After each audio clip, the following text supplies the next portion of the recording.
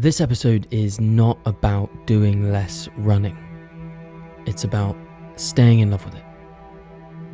Running has been the dominant force in my life for the last few years. Ultra running in particular. It's given me structure, purpose, and a really strong sense of direction. It has, in the last 12 years, since I started running, it's been there in my most needed times. It's saved me and has allowed me to realize what I'm capable of. I still take it very seriously. That hasn't changed. But recently, I have been thinking quite a lot about whether the way that I've been approaching my running actually protects that relationship, or whether over time it quietly wears it down. Because there is a clear difference in my head between passion and obsession, and the line between the two is thinner than most of us realise. I love running, but if I'm honest, sometimes loving it this much feels like a lot.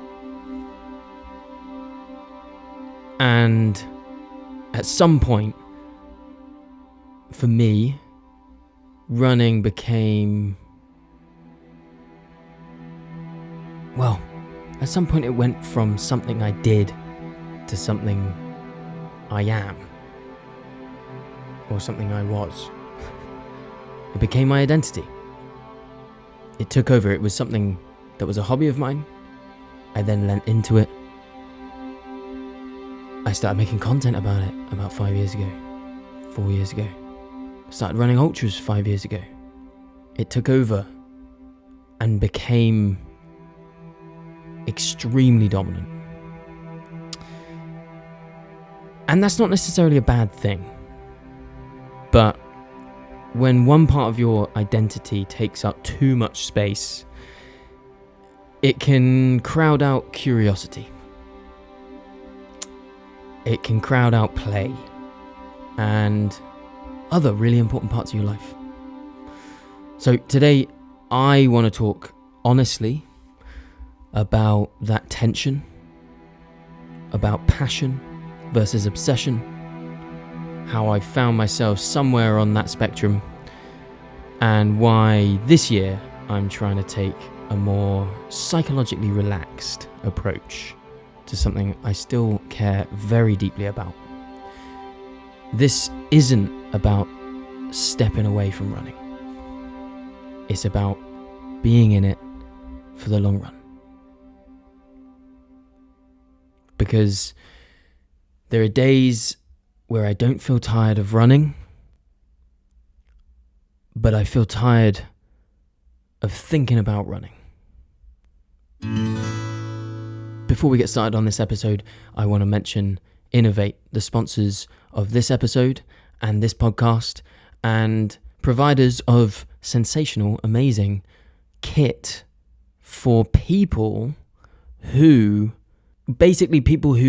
live through actual winters and actual seasons, people who actually deal with proper mud on the trails, so they need proper shoes that can deal with that.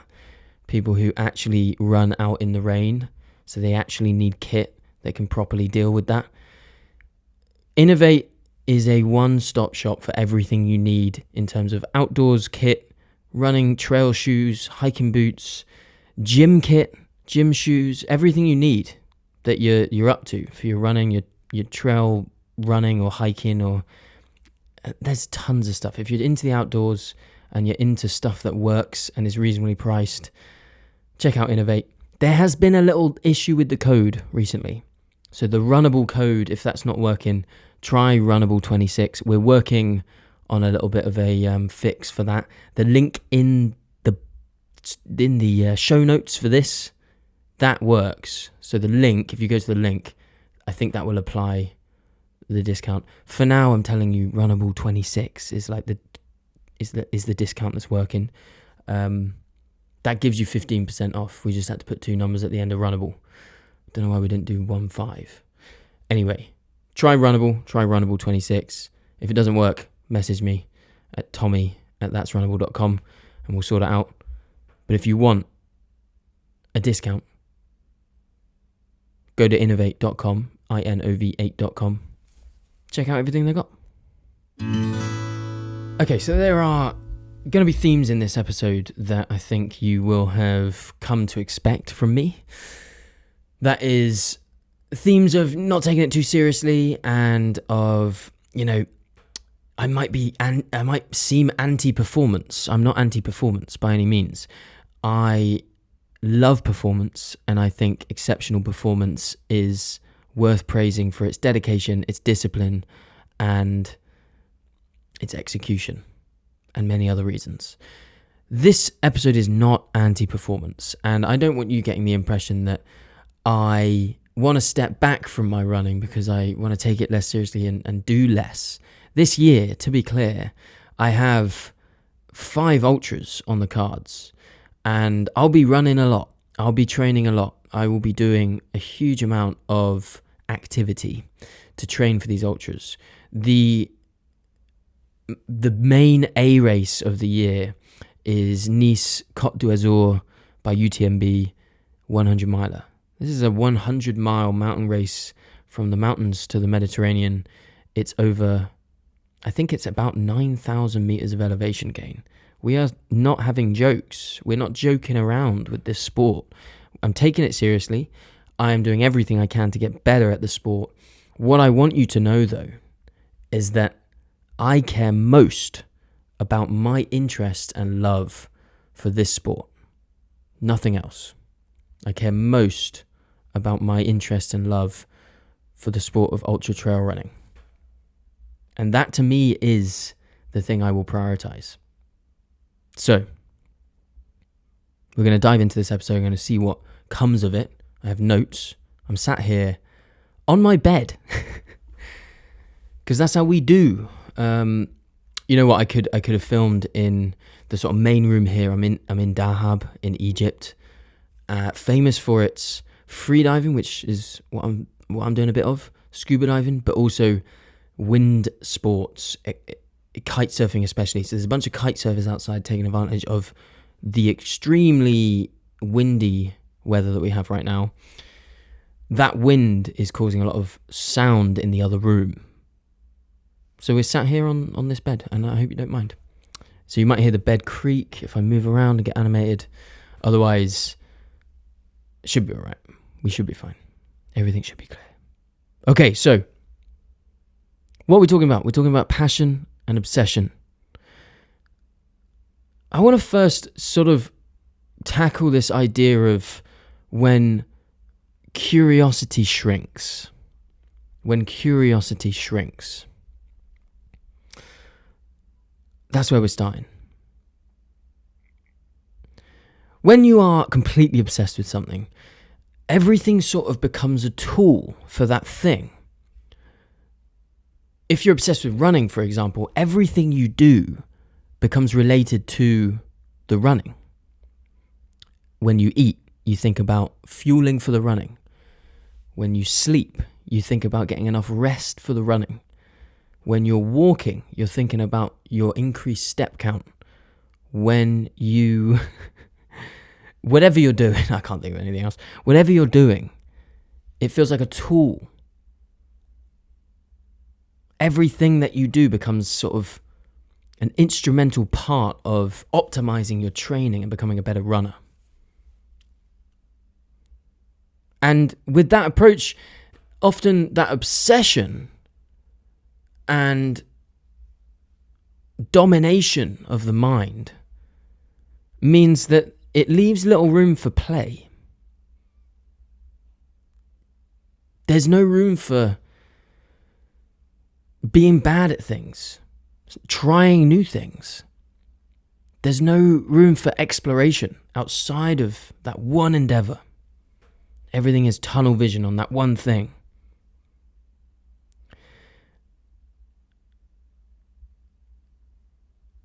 We want to be really interested in the thing that we're doing, But we also want it to be a healthy interest. We need space from thinking about that one particular thing. It's not that I don't want to run. It's that sometimes I want to do something that has nothing to do with running. And I've always known this. Since starting to make content about running, I can tell you quite easily, it's been something that has been on my mind, this sort of don't over-obsess. If you turn your hobby into a profession, you'll ruin your hobby. This is something that has been incredibly important to me to get right. And part of that is this reflection. You know, when you are so obsessed with the one thing, when your career is this thing, when you help people with this thing, your number one interest is this thing, the thing that people mostly talk to you about because you've made this thing so public, is this one thing. It's easy to become drained from that thing. And even if you're not me and you're making podcasts and content and all sorts about running and coaching people and doing running, everything running, even if that's not the case and it's just you and you feel like, you know, you're training for a huge thing and that thing has just become your whole life. You know, a lot of people, they train for marathons and then that marathon, it just becomes everything about them. They didn't realize how all-encompassing and life-owning that marathon would become. And then they just don't like that. And so they give up on the whole thing altogether. And that's not where we want to be. We don't want to be so obsessed that we lose our passion. We don't want to be so obsessed that we lose our passion.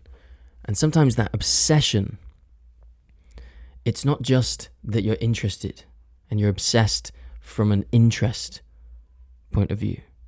It's that it takes over everything in your life. Everything you think about is related to that one thing because you're obsessed. It doesn't have to be that way. When one thing takes up all the space, it starts to crowd out curiosity.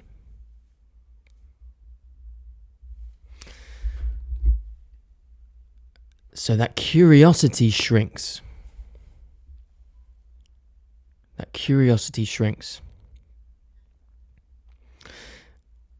Obsession can also be something that saturates instead of fueling and,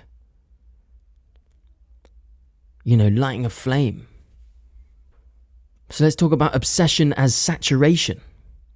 Obsession as saturation. This is a subtle but important shift. Instead of thinking about obsession in an intense way, we often think about obsession as intensity. I'm so obsessed. I've got to do this and this and this, and everything I think about is this. It's quite intense. But I want you to shift from thinking about obsession as intensity to thinking about obsession as overexposure.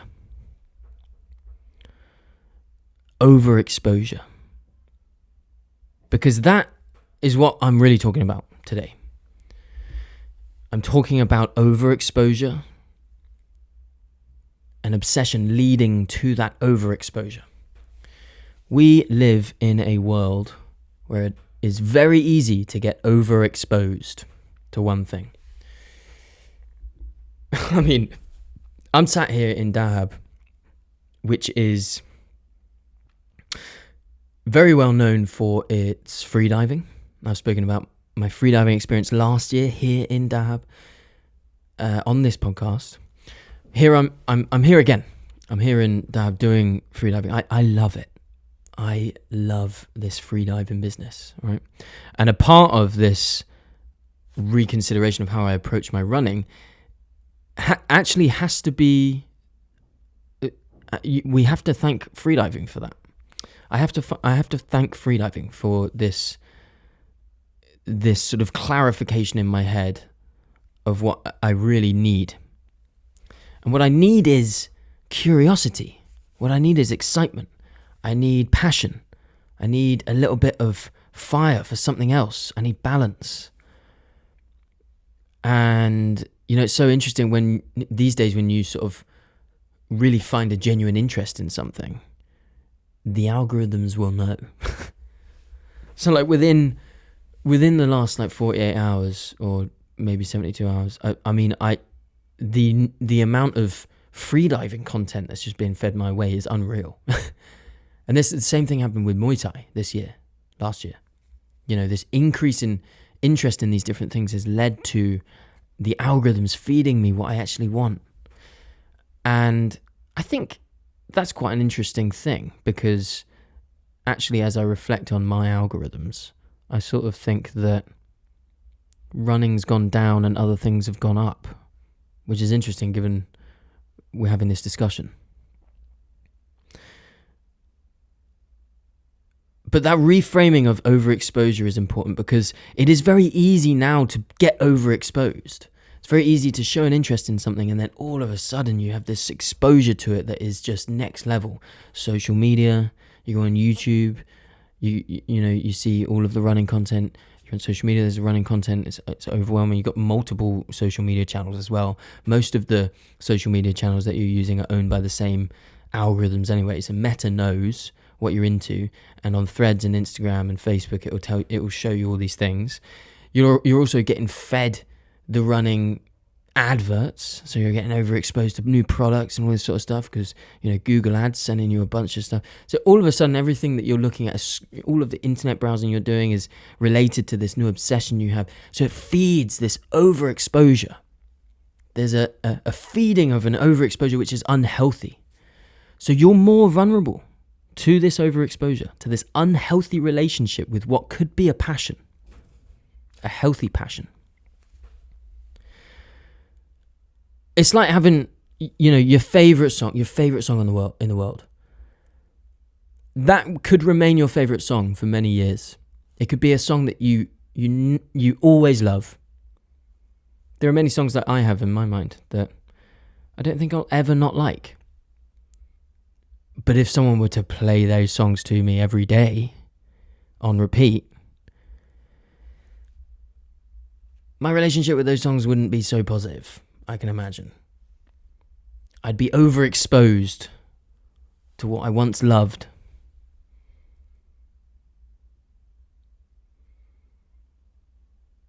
Obsession can be too much contact. It can be too much thinking. It can be too much meaning placed on one thing.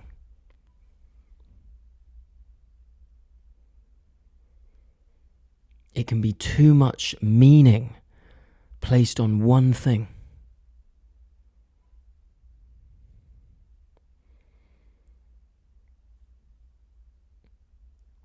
I don't feel under-recovered physically. I don't feel under-recovered from my training physically. I don't feel like I've done too much running. I feel oversaturated mentally. And that can happen to anyone. Not just running content creators and coaches whose every waking minute feels like it's about running. That can happen to you. I've seen it happen. I've seen it happen to clients who burn out from their interest within a few months. I've seen it happen to people training for their first half. They think, I kind of like running. I could probably do a half marathon. I've got into this running thing fairly recently. I could probably do a half marathon. So they sign up to a half marathon. And they're sensible, so they invest in a training plan. And then they do the training plan. And everything is about running. Every day they're running. They're thinking about their nutrition as it relates to their running performance. They're thinking about how much sleep they can get as it relates to their running performance. They're changing plans because of their training. They no longer have a free Sunday because of their training. You could argue this is the price of commitment. This is the price of results.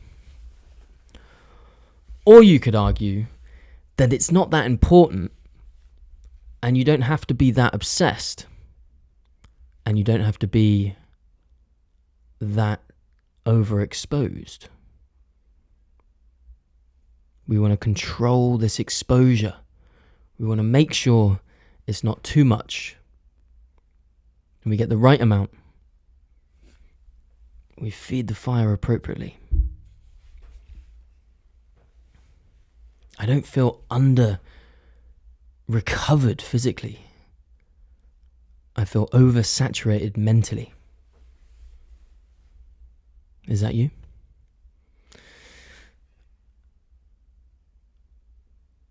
I want to now talk about the idea of wanting other things without feeling guilt.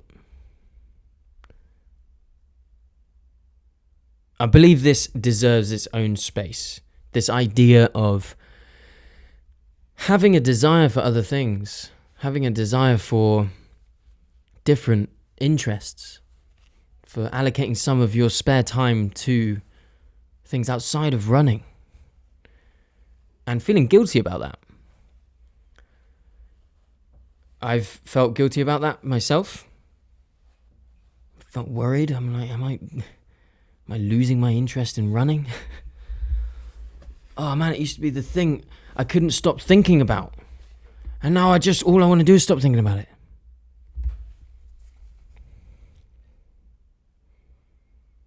Wanting other things can kind of feel like betrayal, maybe. Especially when running's given you such identity. It's given you community. It's given you purpose. Especially when running was the anchor through the hardest of times. And now you want to turn your back on it. It was the discipline that got you through. It was the running despite how you feel that got you through. Are you just stepping back because it's hard?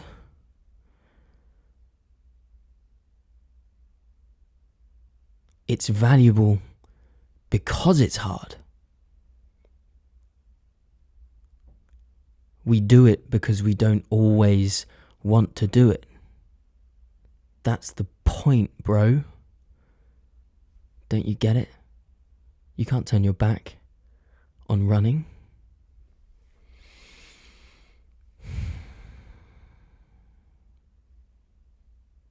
You know, there's a part of me that feels like wanting other things means I'm not committed enough.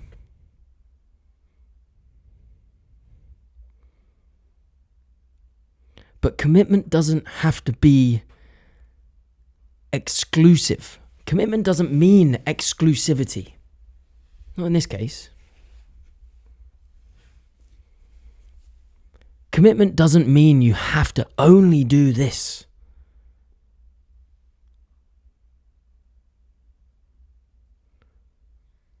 And actually wanting other things, desiring balance, having a desire for curiosity, for allowing yourself to go forward with that curiosity. Allowing yourself to be curious, to explore other things, to be a newbie, a rookie at things, long into your life is important.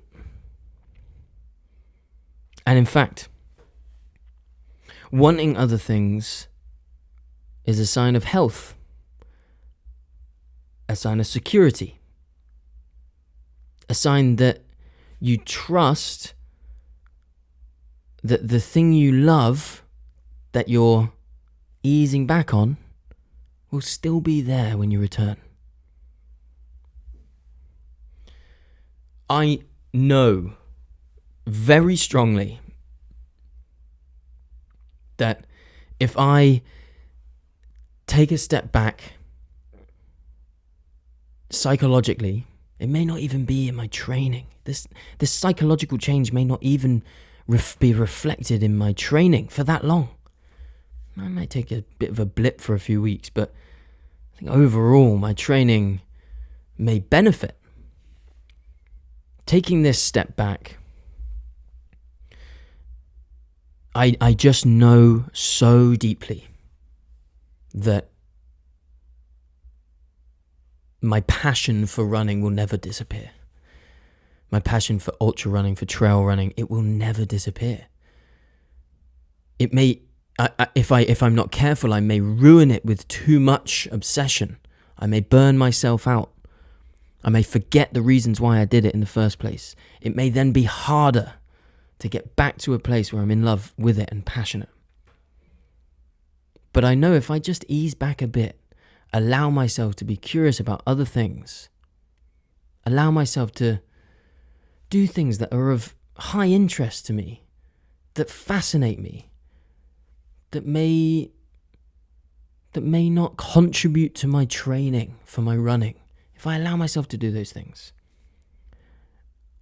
I know deep down that my passion for running will not dissipate, but be strengthened. If running falls apart because I went and did other things, then my relationship with running was fragile to begin with. Quick interruption, just wanted to mention Innovate's Trail Flies. Now, I mention Innovate's Trail Flies quite a lot. Innovate is sponsoring this podcast, so this is an advert for them specifically. But they they kind of update the Trail Flies so often, it's hard to keep up.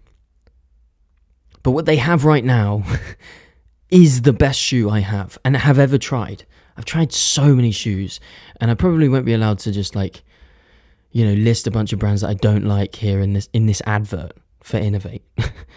But there are a lot of brands I've used that have tried to achieve the things that Innovate are now achieving, and it just feels so nice to wear a shoe that just does everything. It hugs my foot, my heel doesn't slip, I feel nimble in them, it protects my foot, the upper is protected and well built, the grip, the lugs are good. I think I may be wrong here, Innovate's going to check this and fact check me, but I feel like they've maybe made the lugs slightly bigger on the Trail Flies. If you want really big lugs, you can go to other shoes they have. Big lugs, lots of grip. But the Trail Fly is just the greatest all-rounder. I'm out here in Egypt. I've got the Trail Flies. Back home, I've got the Trail Fly Maxes, which I'll be picking up before I go away again. And I just love this shoe so much. If you want one, go to innovate.com. Use the code Runnable or Runnable26 if Runnable doesn't work. Go to the link in the show notes. That will be something that works. You'll get a little discount. Anyway, innovate.com. INOV8.com. Check out the Trail Flies. If you want a bit more cushioning, check out the Trail Fly Maxes. And thank me later. In the first few episodes of this podcast, I released an episode called Taking Your Running Too Seriously or something, or it was about taking your running too seriously. And it did extremely well. A lot of listeners on that episode. And there's a part of me that just thinks that that's because that's the message that needs to go out right now. I think that it's quite refreshing to just be like, look, it's not that deep and you don't need to take it very seriously. For me, as someone who does take it very seriously a lot of the time, I constantly need to remind myself that it's not that deep. I constantly need to remind myself that you're taking it too seriously and you shouldn't be. And taking it not seriously, taking it unseriously is huge for your performance, as a byproduct for your performance. Because the weight of taking it seriously slows you down. So I want to talk about the weight of taking something too seriously. The weight of taking something too seriously.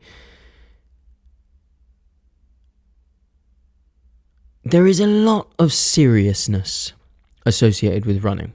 And that is not because there's just serious people. There are obviously serious people in running. There are serious elites, but there are also serious non-elites. It's a really bad look, isn't it? When you're really serious and you're not an elite. I'm going to be, yeah. I mean, you can be serious about it in your head, but like you take it and yourself too seriously, it's not a good look. But anyway, I didn't plan to say that. I'm just saying it is a bad look. But it is quite easy to take it all seriously. You get training plans, marginal gains, constant self-assessment, constant sort of optimization. Like I said at the beginning, everything relates back to running.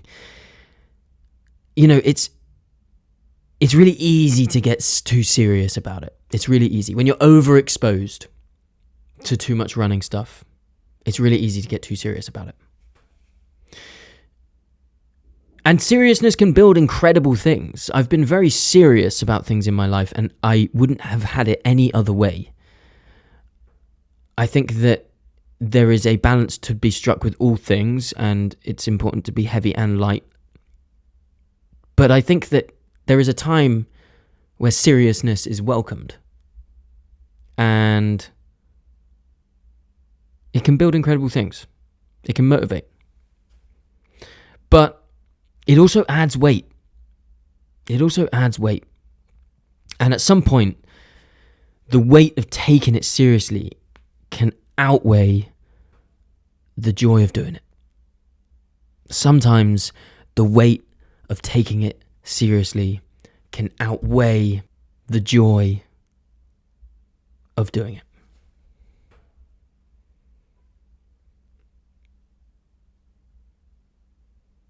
There is a real risk of emotional exhaustion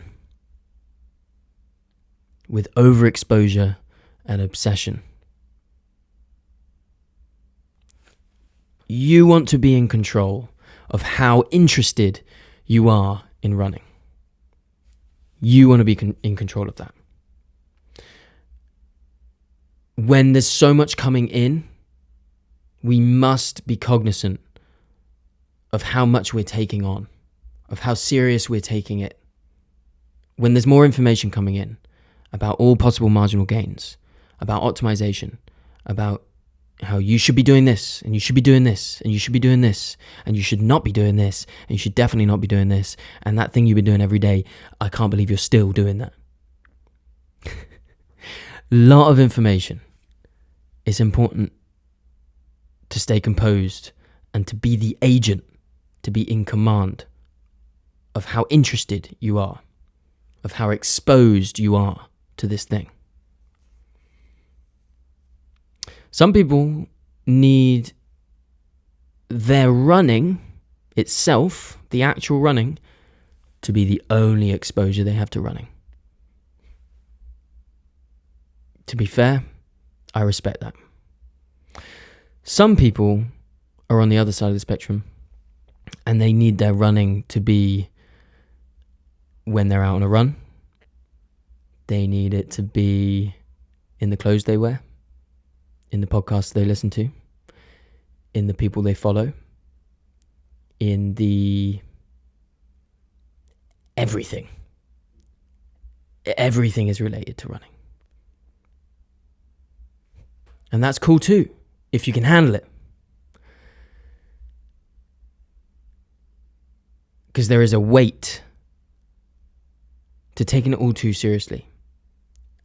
And some are able to take on a lot of information and still maintain an approach that works for them. Some take on all the information and it starts to go from passion to obsession to too serious. And it can ruin everything. There is real risk of emotional exhaustion. You can only take on so much about a topic. And when you get too serious and too emotional about all the information that's coming in and everything that you're trying to achieve, and when you forget the real reasons why you're doing it and why you love it in the first place, it can be emotionally exhausting. We must be careful of that. So there is a weight of taking it too seriously. There's the weight of taking something too seriously.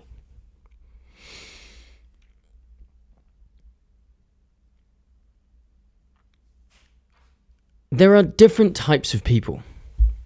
This isn't actually in my notes, but it came to mind just now because I want to sort of caveat some of this by saying there are different types of people in running and in every endeavor. And you could probably place them along the spectrum, the obsession spectrum, the obsessionometer. Some are going to be really high on the obsessionometer, and some are not. But the interesting thing is that not everyone can actually sustain the same levels of obsession with any particular interest. Let's take running. Some people can sustain absolute obsession with running for decades. All they do, all they think about, all they talk about, everything. Hats off to those people. There are some that can run 100 miles a week. They can post about running only. They write about running. They speak about running. They work in running. Everything is about running. And they love it. And they never struggle with this. That is rare. I want to tell you that's extremely rare. And I also want to tell you that if you're not obsessed, like some of these people are, that's normal.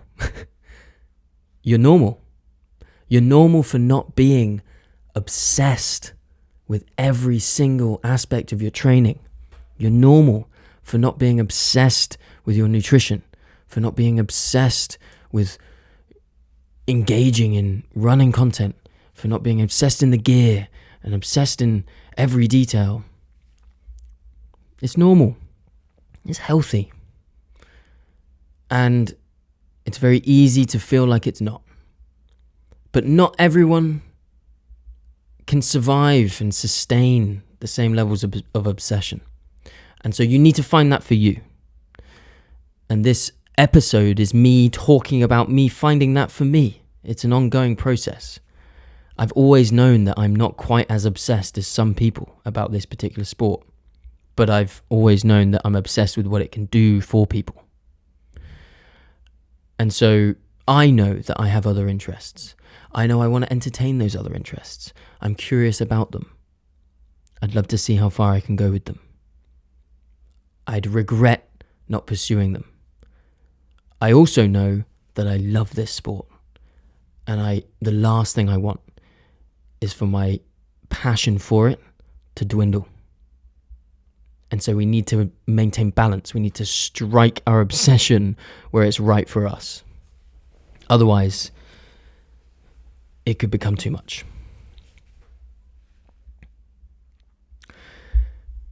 And a lot of that is about making space without letting go. And that's what I'm doing. This is the resolution.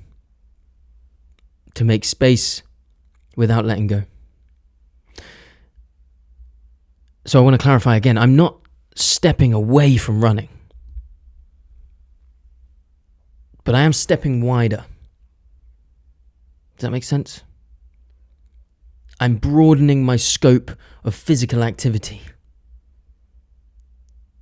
I'm going to use some of my time that I would have used for training, for running specifically, and do other things with it. I'm going to experiment with having a bit more of an all-rounded approach.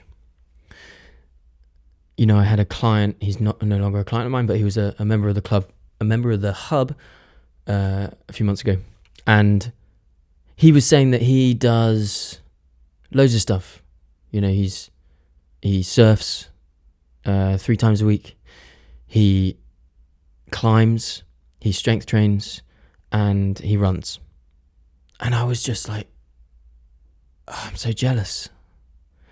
I'm so jealous, man, that you're doing all these different things. And there's this real part of me that's like, over the last few years, I've just made running everything. It's absolutely everything. I wouldn't change that. I would not change that for a second. But by making running everything, I now don't allow myself even to be curious about anything else because it gets in the way of the running. Because I'm taking the running too seriously. But the reality is the running's not that deep. You're a good runner. You like your running. Go out and run. Train, have structure. But also allow yourself to do other things. Keep that love for running by giving it space.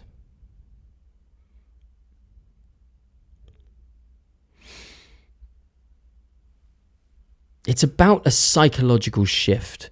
It's not even necessarily about changing how much time is allocated to the running. It's about what's in the head. It's about how you see it, how you approach it, how you're looking at it. It's like letting some days be unproductive and being chill about that. Letting some weeks feel messy and realizing it doesn't matter that much. It's about letting training exist alongside life and not making it everything. Not making your life exist alongside your training, or your life be secondary to your training and everything within it either contribute and help your training or hinder it. It's about a balanced approach.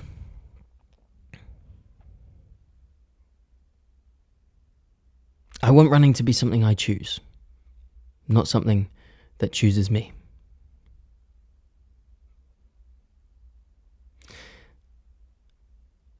Now, I've spoken from the heart about my situation, about my thoughts. To put it simply, I've found a love for freediving. I want to do that more this year if I can. It's never going to be my number one obsession, but I love it. And it's cool that I'm finding it really interesting to have something outside of my running where I'm so into that. I tried my hand at some Muay Thai last year, and I thought this would be cool. As a kid, I was always on the mats. I want to explore that curiosity. I want to get behind some pads. I want to, if I'm spending time in Thailand at all, I want to try my hand at Muay Thai properly, do some training, incorporate it into my week. It's amazing fitness. How will that negatively impact my training? It won't. It's amazing fitness. So I want to do that as well. So I will be just seeing how I can play it. Aiming for big races, training in my way, using my own coaching hub to guide that training. But also maintaining a healthy relationship with it. Not taking it too seriously. And so for you, yes, you, the listener, I am talking to you, actually you. Someone who loves running, but maybe you feel a bit boxed in by it. Maybe you just feel like, is this all I do? And to you, if you're listening and you love running and you really feel like you could never do enough of it, I take my hat off to you, but I also want to warn you that it can change. I was once at a place where all I could do was run. All I wanted to do was run. All I thought about was running. That can change. And so be aware of this. But to you, if you love running and you feel boxed in by it right now, you're not broken. You're not weak. You're not ungrateful. You're not ill-disciplined. You're not unmotivated. You are curious. So explore other things. Keep a healthy distance for a while. Even if it's just psychologically. Even if every time you go out for a training run, you don't mind that much how it goes. You don't mind that much if you shave off 10 minutes or if you whatever. You're just going to go by feel for a bit. Ain't that a crazy thing? Going against all other content out there that talks about optimization. Why don't you just like chill a little bit about it, do other things, and then come back to it when you're a bit more passionate? That's all we're saying. That's all we're saying.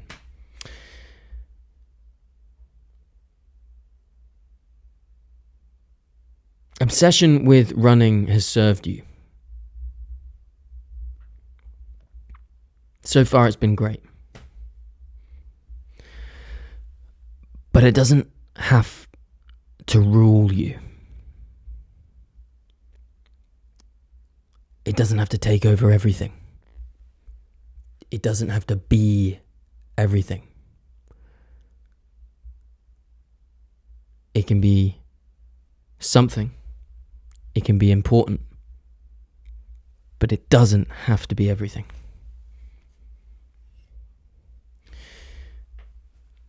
I want to close with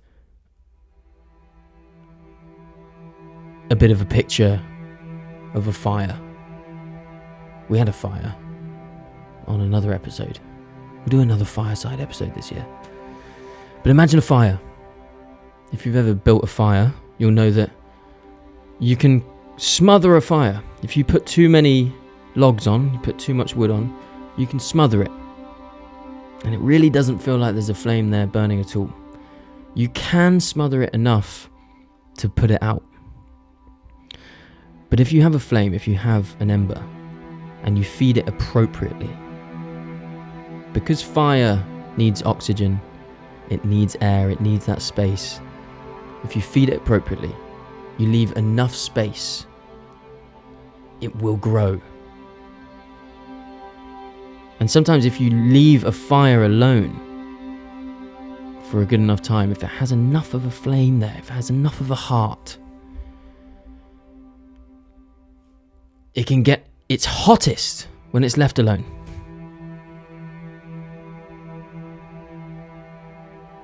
I love running.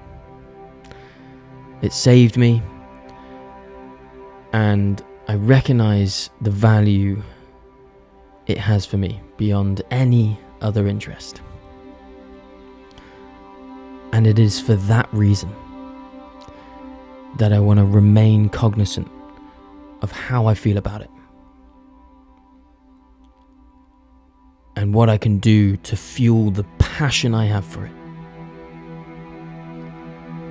and have a healthy dose of obsession, but ensure that I control how much exposure I have to it and how much weight I give it.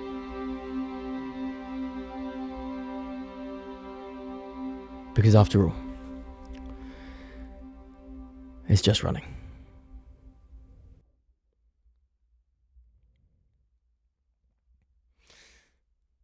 Thanks for listening to this episode of That's Runnable. I always appreciate it. Thank you for being here. If you have any questions for a future episode of the podcast, we can do a future Q&A. We don't have enough in there, so feel free to ask a question. If anything today has spurred thoughts in your mind and you think, maybe I'll submit a listener question, that would be fun, go to the show notes, find the button, and record a 1-minute voice note about anything. If you want to support the podcast, you can, of course, do all the things that the internet and platforms allow you to do, whether it's following, sharing, subscribing, liking, commenting, whatever. Sharing it with your friends is pretty dope. If you could do that, that'd be cool. Because if you genuinely like this, like you like the vibe that we bring, and you think that your mate might like it too, if you feel like this podcast would not, if you recommended it to someone, it wouldn't represent you badly. If you think it would represent you relatively well, send it to a mate. And run the runnable. Keep showing up for yourself. And I'll see you next time.